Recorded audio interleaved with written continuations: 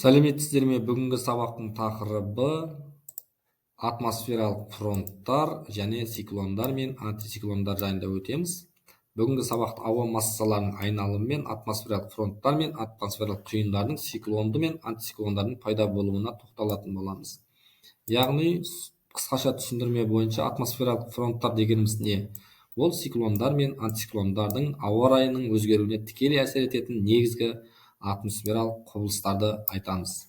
Сонымен қатар, мысалы, былай айтсақ болады, атмосфералық фронт деп температурасы мен ылғалдылығы әртүрлі ауа массаларының түйіскен аймағын айтуға да болады. Мысалы, аймақтарда ауа райы күрт өзгереді. Мысалы, жылы фронт өткен кезде ауа температурасы жоғарылап, жауын-шашын міндетті түрде ұзаққа созылады.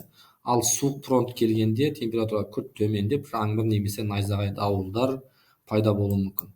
Яғни циклон төмен қысымды аймақ, онда ауа орталыққа қарай қозғалып, жоғары көтеріледі. Нәтижесінде бұлттар мен жауын-шашын түзіледі. Циклон кезінде ауа райы бұлтты, жауынды және желді болады. Ал антициклон жоғары қысымды аймақ, мұнда ауа төмен түсіп, орталықтан сыртқа тарайды. Соның әсерінен аспан ашық, ауа құрғақ және жел баяу соғады.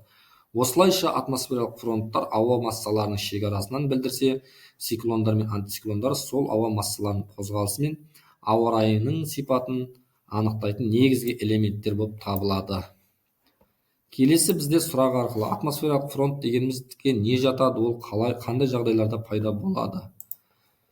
Атмосфералық фронт дегеніміз температурасы мен ылғалдылығы әртүрлі ауа массаларының түйіскен аймағын айтамыз. Ол жылы және суық ауа қабаттарынан кездескен кезде пайда болады. Бұл аймақтарда ауа райы жиі өзгереді. Жылы фронтта температура жоғарыласа, ұзақ жауын-шашын жауады. Ал суық фронтта өткенде ауа күрт салқындап, найзағай мен дауыл болуы мүмкін. Суреттегідей, міне жылы және суық атмосфералық фронттар дегеніміз осылай.